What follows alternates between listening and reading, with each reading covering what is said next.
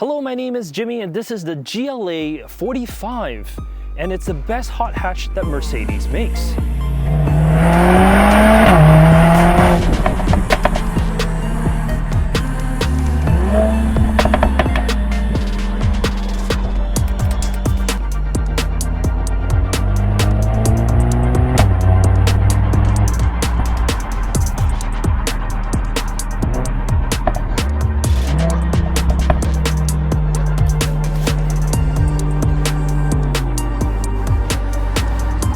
And yes, I said hot hatch because while the GLA is technically an SUV, you're not gonna see this out in the wilderness. I mean, 21-inch wheels, low profile tires, yeah, that's not gonna happen.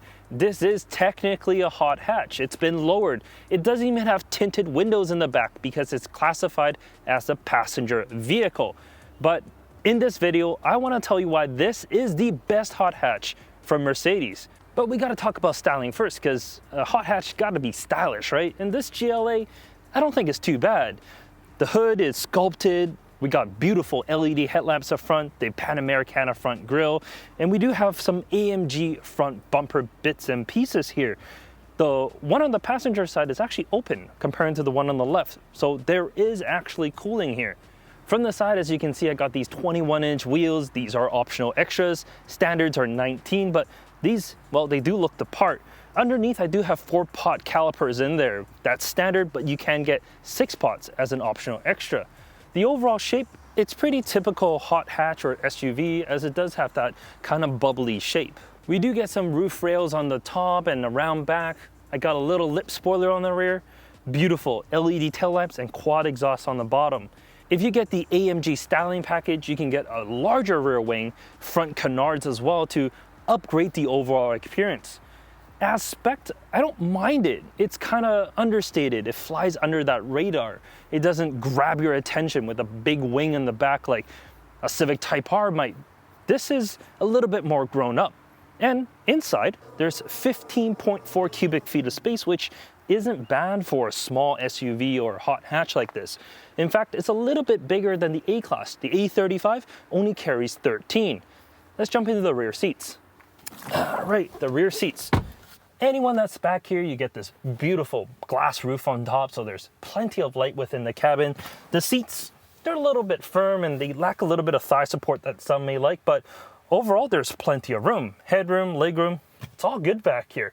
But having sit in the GLB last week, this just feels a little bit small, and I mean, it should. It's the GLA. GLB is a bigger vehicle. But the rear seats, they still slide fore and aft, so you can put larger items in the back. Or you can put your child seat in here and slide it forward. If you're interested, I have a separate video linked up here where you can watch how I fit a Kleck Ling as well as a Kleck Fünf, an infant as well as a convertible seat inside this vehicle, just to show you, well, how it can family. But let's go to the front seats. The front seats of the GLA 45. They're pretty good. I mean, it has enough support, I'd say, for, this type of vehicle. But I wish it had the $2,300 option of the AMG performance seats. Those look so much more aggressive. I actually had those seats in the CLA 45 and loved them. But I guess in an SUV or hot hatch like this, you may not want that type of an aggressive seat. But I mean, it just looks so much better than these, don't they? In terms of what's in front of me, pretty typical AMG steering wheel here. Alcantara on the sides, leather on the top with a little red stripe in the center.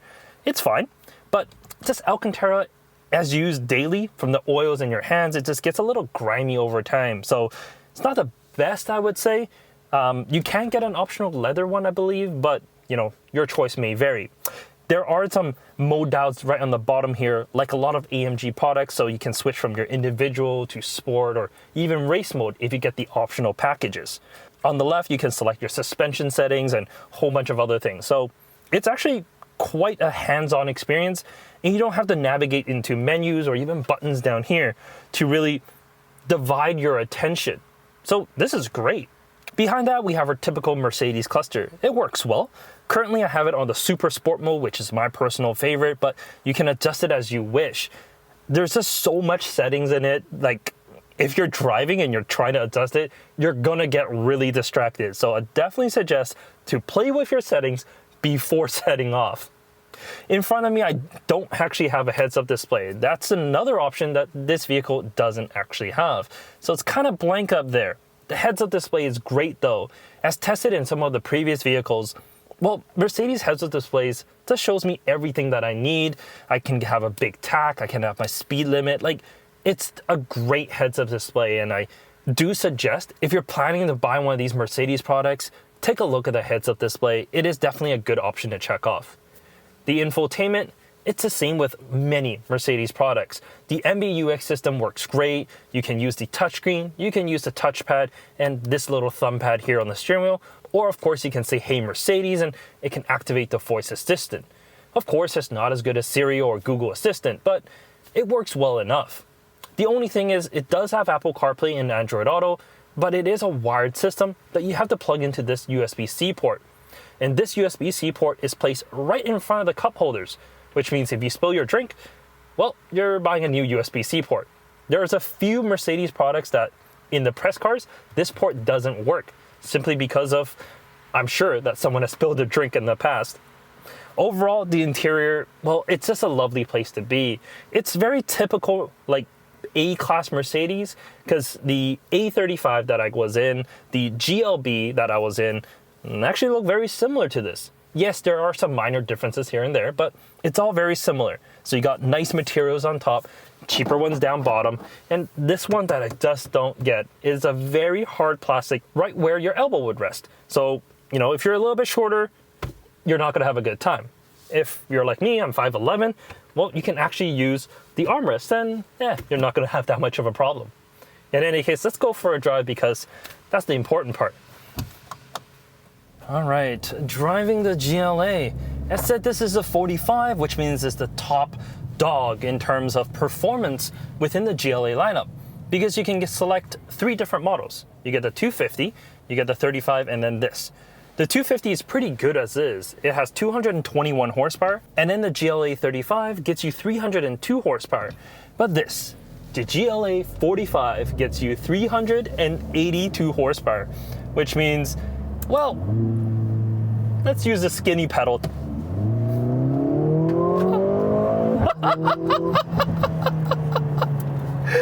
Oh, that is so fast. I love this car so much. Because from the outside, when people look at it, it's super unassuming. It just looks like, well, a little hatchback or a little SUV. And that's it. But this, when you need to just, well, overtake someone, for example, you can flick a switch, put that pedal down, and boost builds. And it makes such an amazing sound out back too.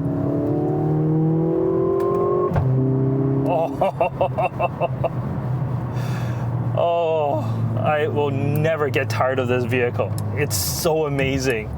So, okay, let's calm down for a second here. Let's talk about this engine a little bit more.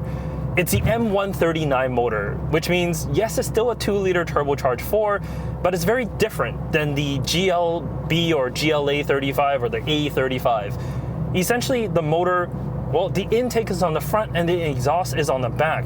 It does help with, well, intake as well as exhaust. It's just more direct that way. And because of that and a whole lot more, AMG fine-tuned this motor and hand-built this motor to have 382 horsepower when 30 psi of boost is pushed into those little 4 cylinders. It's so amazing. Okay, I think it's about time for me to downshift just a gear or two.